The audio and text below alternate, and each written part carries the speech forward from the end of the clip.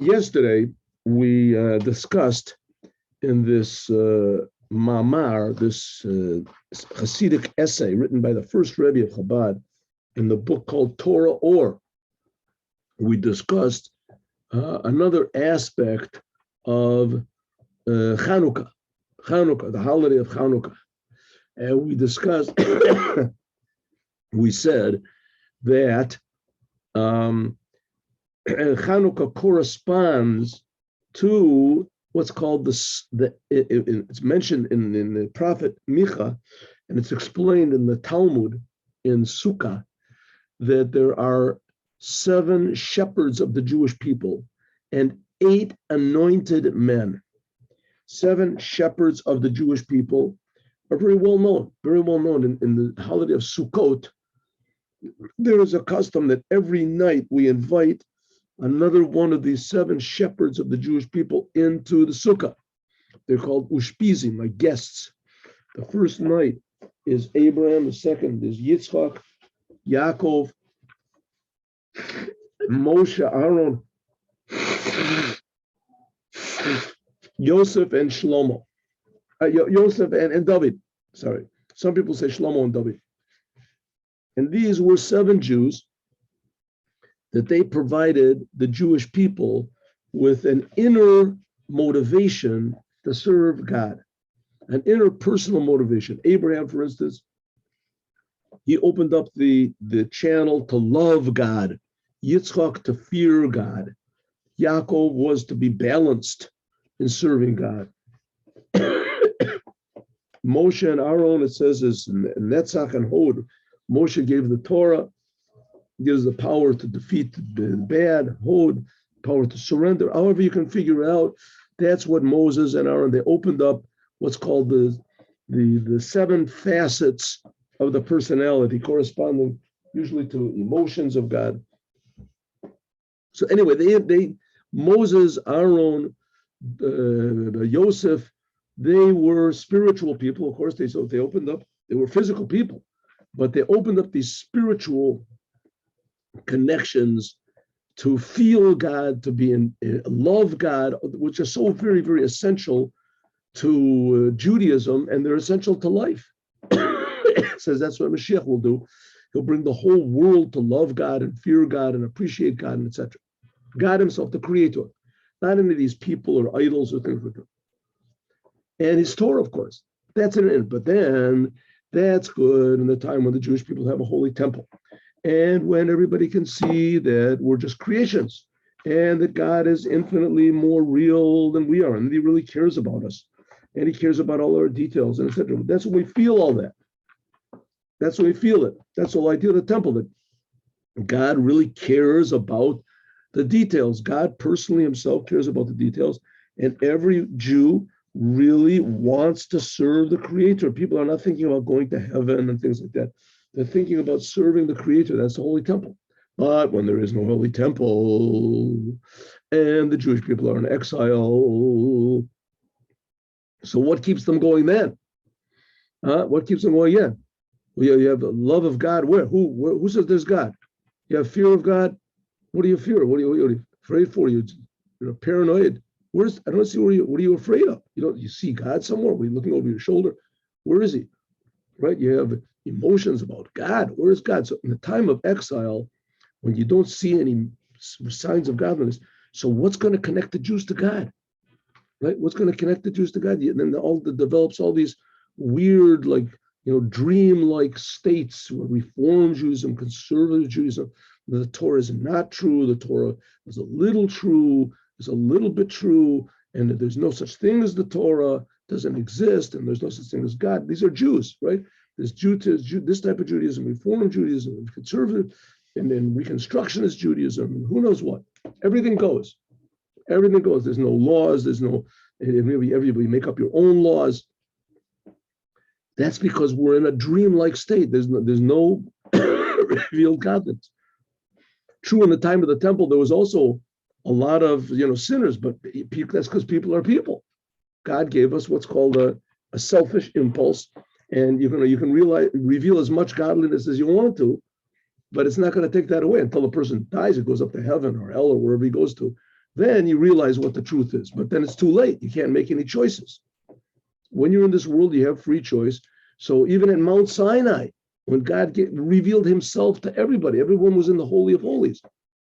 Just 40 days later, everybody sinned with the golden calf. So people have free will, but that does not in any way contradict the fact that there was revealed godliness and that people knew that God existed. Clearly, but now they don't. So what keeps us going now? What keeps Judaism, good morning, what keeps Judaism alive? So it says,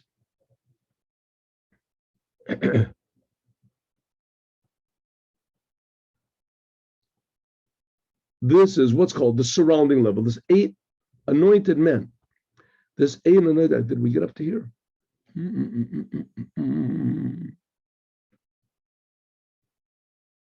Okay, Keith, let's try it from here. Here we go.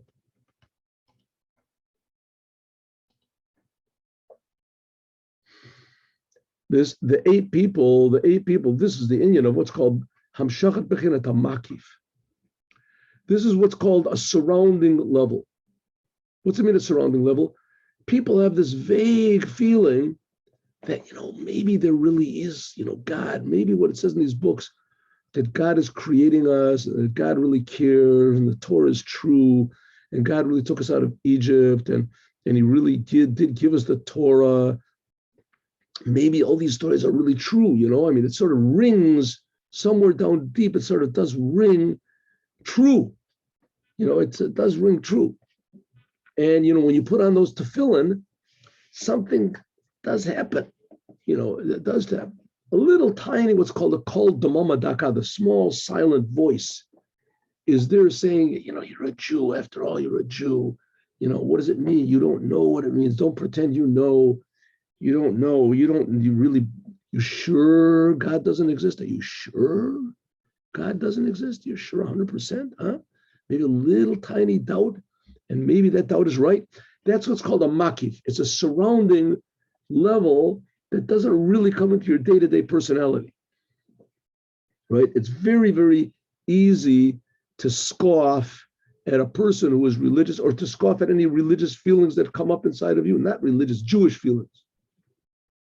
That's what's called the surrounding level. Ki mashi yochol liot nimshach b'seichel, that which can be drawn into the human mind, and Talmud, nimshach b'seichel Talmud, that which can be drawn into the mind of the pupil, b'bechinas penimis, in an inner way, eino rak ha'or levad, is only just a little bit miseichel rav, from your rabbi.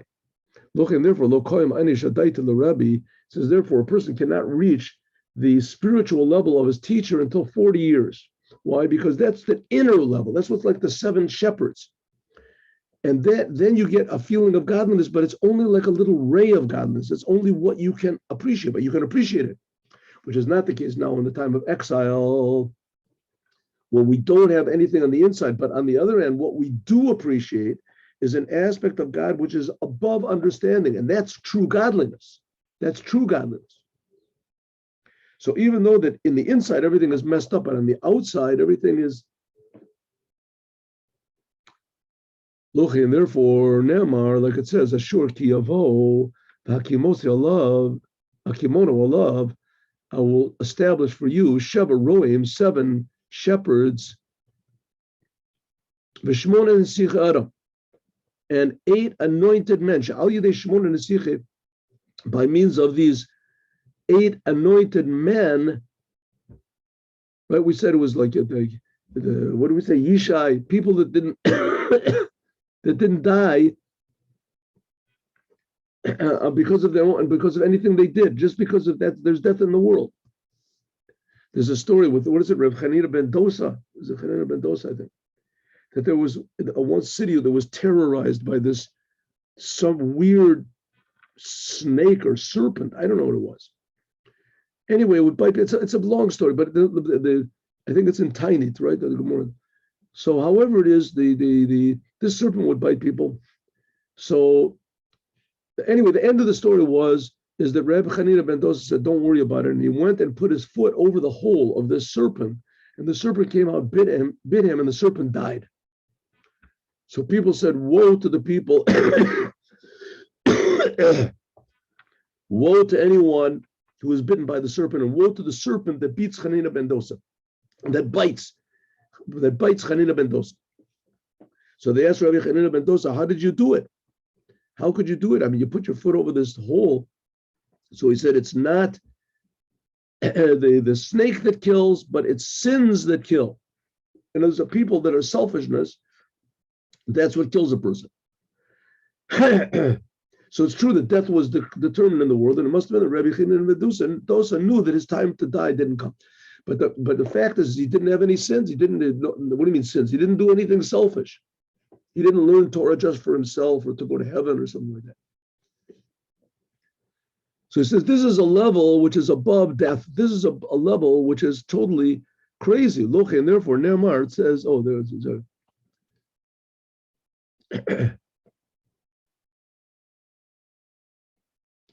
that's by me that these 8 anointed men, they can be pushed away the bad, in one way more than by means of these 7 shepherds.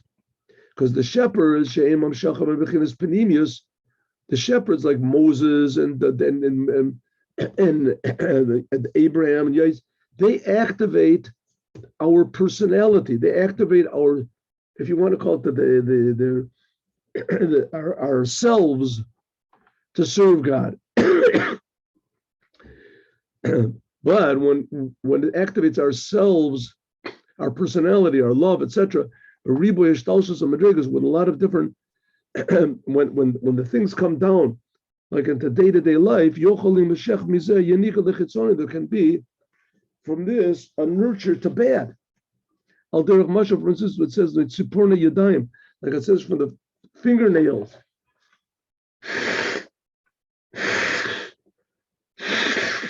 Loka Avram, not like Abraham that came out from him, Ishmael. I knew of somebody like that he read Chassidut, and he knew Chassidut very deeply, and he had tremendous love of God and fear of God, but he didn't believe believe in the Torah at all. He was a well-known person. I don't have to say his name, though, even though he wouldn't have cared at all if I mentioned his name, but it's not worth it to mention his name. He was a well-known person, and he really knew Chassidut. He learned Chassidut. I once saw an interview with him. And his personality was all together. You could see he was a nice person, a refined person, a kind person. Didn't have anything against God, nothing against, Chassidut, nothing against this. But he didn't do any of the commandments. He didn't just believe anything. So what do we see? That sometimes it can be that when your personality is blessed, like from these 7 shepherds, so that you have a love of God and you have a fear of God, and this, that there can be all sorts of aberrations. You can think that, hey, I'm the boss. So it's I am smart and I love God and I this, and so I call the shots. That's what it says. Like Abraham came from Ishmael, and also and understand there's a Torah. It says this Me'ilimbo. It says people can understand the whole Torah, and that was the big problem in the days of the Rabbi Rashab, even before that. Moses Mendelssohn and these people, even Spinoza. These people, they knew the Torah. I think they knew the Torah. I don't know. But Moses Mendelssohn was supposed to. But there was more people. There was Yerovam ben Navat, and there was what was his name? Elisha ben Avua. These people were geniuses in the Torah. But you can even take the Torah and twist it around. They're called Christianity. It comes from the Torah, right? It's twisting sentences from the Torah and perverting things and diluting things. But the people were experts in the Torah. It used to be all these big priests and the Pope. They were experts in the Talmud. Torah. That's why it says that a person that doesn't have any, all I have is the Torah, he doesn't even have that. Torah, there has to be, Gamke, and also Amshacha, Mishmon, and Nisech Adam. It's not enough, just the inner aspects of Judaism. There has to be something above our understanding. Bechinas makifim, a surrounding level. Shamakif mesamis es enei achitzonim. That this makif, surrounding aspect. In other words, in saying I don't understand God and I can't understand God, but nevertheless I'm totally devoted to God, heart and soul. This blinds the eyes of the external forces. Why? Because if you come to somebody, like in the time of the Greeks, so a Greek comes up to a Jew And he says, he starts getting into him in a discussion about the Talmud, and you see this Greek guy knows the Talmud, he knows everything, right? The Pope, he knows the whole Talmud, he knows everything, and he starts to talk to you. And if you start to, think, well, this guy is superior to me, he knows the Talmud better than I do, and look, and he believes in who knows what, in Zeus or something like that. So maybe, and then now that he's succeeding, he took over the whole world, and I'm not. You have a million reasons why to leave Judaism, or at least to weaken your Judaism, or use, not pure oil in the Holy Temple. And so the Jews said, they're right. Let's go for it. They're right. So therefore, let's leave Judaism. And the Hashmonaim and these other people, they said, listen, these people, they have all the right reasons, and they're really right. And these people are right. But I'm not going to leave Judaism. I don't care what happens. I don't care if I'm wrong on all counts, and they can prove me that the Torah is not true and the Talmud is not true and Moses never lived and the Jews have a different Torah. You can say whatever you want to, but I'm connected to God and his Torah. Right? I'm connected to the same God as Abraham, Isaac, and Jacob. They serve God above understanding against all odds. I'm serving God against. That's the 8 anointed men. In other words, not logical. Tzorech there has to be from these 8 people. That's what blinds, it says, the eyes of the external forces. That's the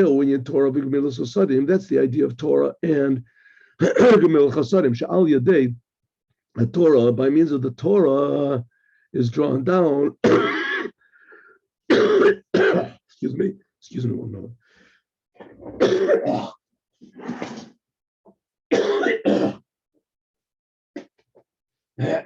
Oh, just when I thought that I finished that call that I got. Okay. So that's the 8 people. That's that's Torah and Gemil Chasadim. Torah means you learn the Torah, and the Torah is food for you, and it increases your Jewish feeling and your Jewish awareness and your Jewishness and your Jewish practices, and it makes you a big rabbi. And it's wonderful, you have an inner feeling. That's the level of the shepherds. But there's also Gemilut Chasadim, means doing acts of kindness. That means doing acts of kindness, Nimshach Bechinas Lavush. There is drawn down, not food, not the food of Judaism, but the garment, Makiv, it surrounds you. This comes by means of the Nesiche Adam, by the 8 anointed men. Like it says, Gedula Shamusha Shel Torah Yotam Milamuda. It says it's greater to serve the Talmudic scholars than it is to actually learn the Torah. So the sense says that, what is it? That Elisha served, he said he poured water on the hands of Elijah. What is Elijah? How did they say it? Elijah? And Eliyahu and Levi, that's Elijah, right? So it says he had a pupil called Elisha. There was pupil. And when it says, oh, here comes Elisha, he was the servant of Elijah. It didn't say he learned Torah. He did learn Torah. And it says, no, he learned Torah, that's wonderful, but even something greater, he served him. He poured water on his hands. You and Yuta, we can understand even more the difference between the shepherds and the anointed men, like we find with Yochanan ben Zakkai. Yochanan ben Zakkai, it says that he was the master of Torah. They snuck him out of Jerusalem when Jerusalem was being sieged by the Romans. So they snuck him out of Jerusalem, Yochanan ben Zakkai. And it's a long story, but in any case, he saved the whole Torah. He said, don't destroy Yerushalayim. If you're going to destroy the Yerushalayim, at least give me the wise man and give me the city of Yavne. So and he stood up the whole Torah. He was a Sarato, he was the master of Torah. He taught Torah to all the Jewish people, but nevertheless, he said about Rabbi Hanina ben Dosa, that's the story I just told you about, that he put his foot over the... When he was sick, when Rabbi Yochanan ben Zakkai was sick, he came to Rabbi Hanina ben Dosa and he said, ask mercy for me, that your prayer is greater than my prayer. Until he said, if I, Rabbi Yochanan ben Zakkai, would pray the whole year, and Rabbi, I wouldn't be answered. And Rabbi Hanina ben Dosa, when he prays, he's immediately answered. One Rabbi Hanina ben Dosa, we don't find that he really learned any, taught any Torah. We don't find his name mentioned in the Mishnah or any other places. Why? Because that's the difference between the shepherds and the anointed men. Rabbi Yochanan ben Zakkai, he was a shepherd. He provided Torah for the Jewish people, like Moses did. But Rabbi Hanina ben Dosa, he didn't have this level of serving, of learning the Torah and teaching. Of course, he learned Torah, but he wasn't a master of Torah. But he was a tremendous tzaddik, without any sort of blemish whatsoever, until the rabbi said that there was the whole world reason that the world, the Olam Haba, that heaven was created, only for Rabbi Hanina ben Dosa.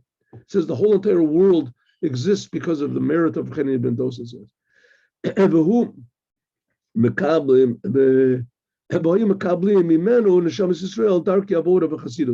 And from Rabbi Hanina ben Dosa, just to see him, or just the fact that he was there, this elevated the whole entire town to have a different attitude toward God. Like it says, Gedula Shemosha, like we said, it's greater serving the Talmudic scholars than actually learning Torah yourself. Learning Torah is important, but it's more important the total, the devotion to God. And learning Torah, you get something out of it. You learn the Torah, you understand. So there's a little bit of egotism. It's serving God when there's absolutely no reason to, just because God is God, as that's what's called the 8 anointed men. In that way, these 8 anointed men helps more against this level of Ashur. That's the non-Jewish influence that was in Israel at the time. Ki Yavo, when it comes, that's the Assyrians and the fee, because because they draw from this level which is surrounding all the worlds, like the Purs of Rabbi Hanina ben Dosa, that transforms nature. That this is by means of Soviv Kolmim. In other words, the person has no logical reason why God should listen to him, right? No logic. He didn't learn. He learned the Torah, but he wasn't a master of Torah. He didn't have all these credits, all these spiritual medals. But that's the reason. He did not care about what he received. His whole thing was just total devotion to God, total devotion. That's the whole idea of the Neros Chanukah. That's the idea of these 8 anointed men. The 8 anointed men, that corresponds to the 8 lights of Chanukah. Now we're in the time of exile. We can't rely on our understanding. We have to rely on understanding, but it's not enough. Learning Torah, doing the commandments is not enough. There's always going to be something, some occurrence that's going to happen, some feeling that a person gets, and it's going to weaken your enthusiasm to the creator of the universe. Therefore, there has to be what's called the 8 anointed men, an attachment to God, which is totally above any intimate connection that you have with him. That's the idea of the Nerot Chanukah, the lights of Chanukah. Shatimu kolam shmonim, that the Greeks, they defiled all of the oil in the temple, mitzad gevuras chachma, the klipa, because the Greeks had tremendous wisdom. The Greeks had tremendous wisdom, and their wisdom was their big power. They were fighters, and they were warriors, and in Sparta and all this stuff. But the main thing was their philosophy. Their philosophy, that's what enabled them to even think that they could conquer the whole world. They didn't have enough men to conquer the whole world, to keep the world under their control. But they thought that they would spread around their philosophy. Everybody would realize that they're superior people, and they would willfully join the Greeks. So they thought. That's what's called Chachma of Klippa.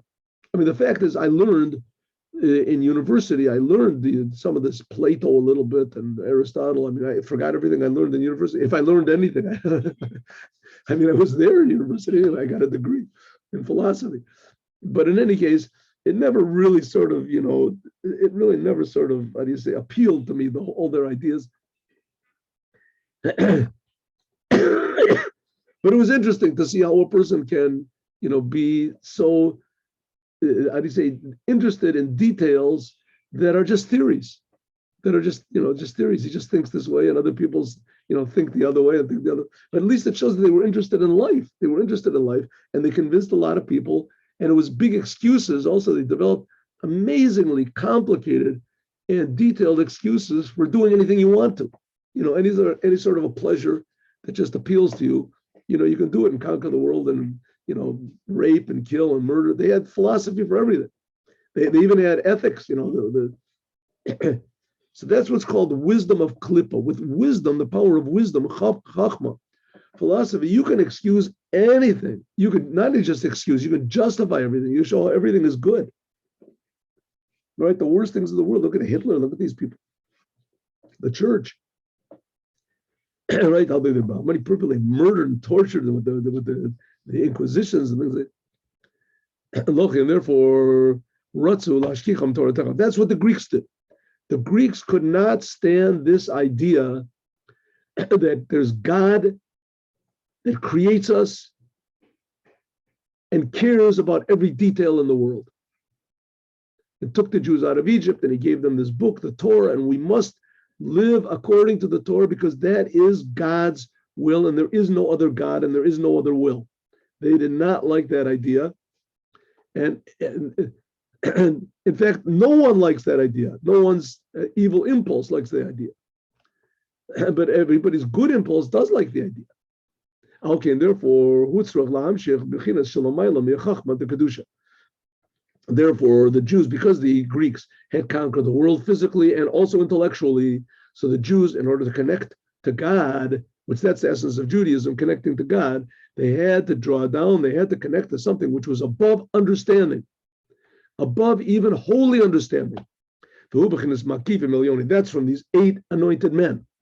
That's going to be the number 8 of the Chanukah candles.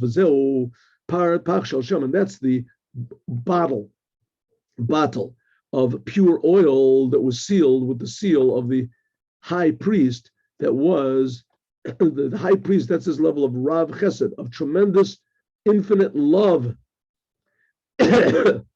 Why? Because this was what's called, what does it mean, infinite love? This is a surrounding level which is drawn down into the world to light us up now when we don't have a holy temple. Which is not the case in the holy temple. Then there was only 7 candles. Why? Because that corresponds to the 7 shepherds. Ella Shaya Hagilu Imamish, but then it was revealed. True, it was not such a big revelation of godliness as we have now, but it was revealed in a way that everybody could appreciate. Kamaimer, like Eidosi Laboyom, like it says, a testimony to all the people in the world that God exists. That was the candelabra, the 7 menorah. That was the menorah. And look what it says later on. Ki ata neri Hashem Hashem yagiach haski. There's a pasuk that says, Ki you, God, are my light. God will illuminate my darkness. Ki ata neri, you are my lamp, Hashem. Then this says again, Hashem yagiach haski. And Hashem and God will illuminate my darkness. 2 times God. Shem Havaya, the first name of God.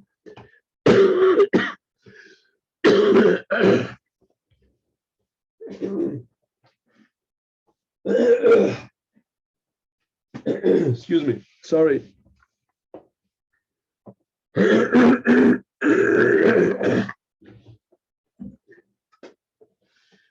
Oh. If anybody offers you to be sick, don't take it. Just getting over it, but okay, ready, let's go. It says it says, Hashem, you are my light, God, you are my lamp, God. God will illuminate my darkness. 2 times God. A sentence in Psalms. And the Psalm, the first name of God, this is the whole order of creation. You are my lamp. Namely, this is the lamp of the Holy Temple. But the second name of God, Hashem, right, it says 2 times God's name in the sentence. The second name of God, King David was hinted at the level of Soviv Cholmin, the aspect of God which surrounds and encompasses and defies all the worlds, defies all definition. Shalamaylam Ishtalsos, it's above the whole order of creation. From this, Nimshach Bechinas Yagiach Hashchi will illuminate the darkness. What's the darkness? The darkness of the exile that we're in. This is the lights of Hanukkah. So it takes a higher power of godliness, but it's a higher power, but it's a power we don't understand, right? It's only in, how do you say, in times of emergency. It's also the difference between the 7 shepherds and the 8 anointed men. Ki al yedei 7 shepherds, by means of the 7 shepherds, is drawn down. There's drawn down what's called food, sustenance, nourishment, inner nourishment to the Jewish people. Like King David says, your Torah is in my stomach. This is the Torah. A person learns Torah and it makes him stronger in his Judaism. It can. It enhances his connection to God. He knows how to act in every situation. He knows how to react in every situation because the Torah tells him. This is Moshiach NOW. This can be drawn into an inner way. This is what's called the first name of God that we talked about, which is drawn into the worlds. First name of God that we said here. The worlds, Atzilut, Bria, Yetzira, Asiya. These are 4 dimensions of reality. Each is less real than the first one, less aware of God, until we get to the lowest of the 4 worlds. That's this physical world where there's no awareness of God at all. That's this level of the shepherds. The shepherds, that corresponds to the 7. Shepherds correspond to the 7 arms of the menorah in the time of the Holy Temple. There, everything was holy, the candles were holy, but it couldn't take impurity. As soon as the Greeks came in and defiled the candles, they couldn't take it. Nowadays, you can defile all the candles as much as you want to. You light the lights of Hanukkah. Some people even light it outside. There's a commandment to light it outside. There's a Kabbalistic reason not to do so, but there's a very beautiful commandment to light the candles outside. And you couldn't take the candles outside in the Holy Temple because the Holy Temple, that represented this 7 levels of godliness, which can be drawn into the worlds in an orderly fashion. But as soon as that order is broken, then it doesn't work anymore. But by means of these 8 anointed men, you can draw down this level of makifim, the surrounding level of godliness. This is the name of God, which is which is above the order of creation. And drawing this down above the order of creation into the creation. In simple English, it means that you're certain without any doubt that God exists, that the Torah is true, that every single letter, and that God cares about, and the commandments are exactly the way that Moses gave them 3,300 years ago, and you have absolutely no idea why you're sure. Just like everybody knows they exist, right? You know you exist. You know why you exist, right? A person that doesn't, because I see, I feel. What about a person that doesn't have any seeing, doesn't have any feeling, doesn't have any senses? He's in a coma, right? Does he know he exists? He exists. Can you kill the person? Can't kill him. He's existing. He's still there. How does he know? He just does. I don't know. He can't relate to anybody. It's a different type of a knowledge, but for sure he knows he's there. He's conscious. It says the same thing as in the time of exile, as that little flicker of light, right? And Uncle Joey's in a coma. So let's just kill him. He says, no, you can't, because there's a chance. There's people, I've seen people that were in comas like this and they came back to life. The same thing, the Jewish people, it's in a comatic state, but there's this little spark of life that's there, spark of Judaism, a willingness to devote yourself totally, even to give your life for, that's where the analogy sort of breaks down, to give your life for God, a little spark of Judaism, that you know that Judaism is more real than life is. You know it, you feel it. Do you understand it? Can't understand it. That comes from these 8 anointed men. Ella Shameir Bebechinas Makif, it signs in a surrounding way. Okay, Ian to feel as Rabbi Chanan ben Dosa, like the Rabbi Chanan ben Dosa, to transform nature. That's the story, like the story that I told you. I mean, I have tens of stories like that about the people that just went in front of the Lubavitcher Rebbe, totally not religious people, anti-religious. They just saw the Rebbe, and that's it. They changed totally. I'm one of them. I'm one of them. I saw the Rebbe in a for bringing this was already 50 years ago, and that's it. Just flipped me out. I had absolutely no idea what it was, but I knew that Judaism was true, and I knew somehow or other that it was the only truth, but I couldn't figure out why. I saw the Rebbe, and that just flipped me out totally. I knew that's it. That's called the 8 anointed men. Like it says, V'hu nimshach al yedei ma'aseh mitzvahs. This is drawn down not so much by the Torah as it is by the commandments. The commandments, they draw down the surrounding level of godliness. Because the mitzvahs, they are called the commandments of the king. Now, nobody understands the commandments. The commandments make absolutely no sense whatsoever. Why God cares that we put on tefillin, or I put on a box, and the box has to be exactly right, or that I put a mezuzah on my door, or that I keep Shabbat, that Shabbat comes exactly on this time, and that you can't light a candle on Shabbat. Why God cares about these things makes no sense whatsoever. When it comes down to it, it doesn't make any sense why God would say, don't kill, don't steal. Here you see the Greeks, the church, how many people they killed in the name of just the church, of godliness. Even now they say, anybody doesn't believe like we do, they burn in hell, right?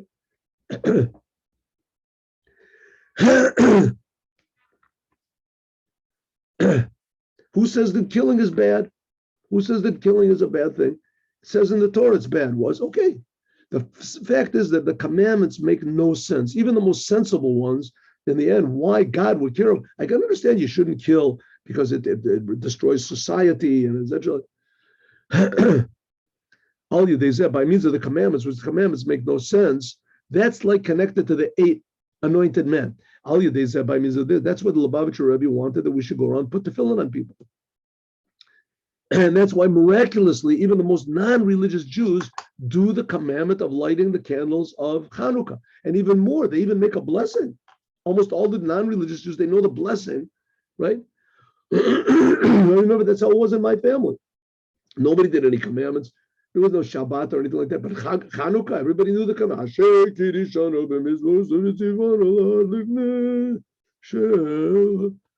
Everyone knew. Even to the point where, if I'm not mistaken, my grandfather, he was like, anyway, my grandfather. So what does it mean? You're a grandfather, you're like the leader of the family. When the bar mitzvah comes, you do the big bar mitzvah of the bar mitzvah. What's the big mitzvah? That you cut the challah. You cut the challah. That's what it is in non-religious people. That's what it used to be. There's a big, huge piece of bread, and you cut the bread, right? You cut the bread. You cut the challah. It's this big, huge, whacking bread, and you have to stand it up in the end, and you take the knife and you cut the challah and you make a blessing. And that's the only blessing you hear in the Hanukkah, except that, the rabbi says a bunch of stuff in the daytime, but when it comes in the nighttime, there's the bar mitzvah party. And so, all my friends are there and everything. So my grandfather makes the blessing on this. As I remember correctly, I think I even saw it in the movies. They took the movies afterwards. He made the blessing on the bread, and that's the blessing that he made. Because he didn't know any other. That's the only blessing they knew. That's a blessing. They didn't even know what he was saying. That's a blessing. Could be wrong. I don't think so, though. I think that I'm almost sure that's what it. In other words, even the most non-religious Jews, they do miraculously this commandment of Hanukkah. And Hanukkah is one of the most fanatic commandments in the whole Torah, because it was just a handful of these crazy people. Therefore, and that's what it says. Mitzvahs. Oh, this is by means of the commandments, right? That's what it says. Mizmar Shir Chanukah Sabayas, and the Muslim Lavush. It's another mimer. It's in the Siddur of the Alter Rebbe. Look, and therefore, Bechinas Mashiach, the level of this level of Mashiach, the Mashiach is one of the 8 anointed men. Ki Mashiach, it says, V'haricho, that it says that the Mashiach will be judged, and he will also judge according to smell. Reach is the level of makif, surrounding a person that faints. So you give him a strong smell and he wakes up, even though he's totally unconscious. But the smell somehow or other wakes up. That's the smell is a surrounding level. Says the garment, the smell of their garments. The same thing was with when Yaakov came into his father Yitzchak. He said, "I smell the smell of your garments is like the smell of heaven." Masha Einkin, which is not the case. the shepherds, that's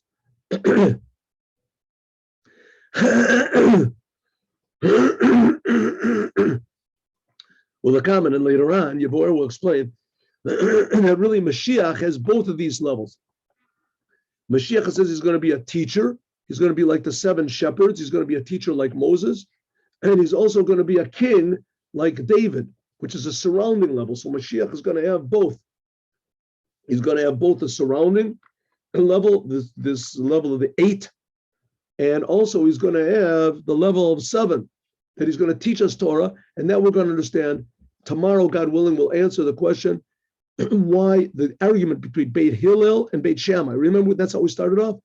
Beit Shammai says that the first night of Hanukkah, we light 1 candle, and we increase every night. And Beit Hillel says, I'm sorry, I made a mistake. Beit Hillel says that the first night we light 1 candle and then we increase.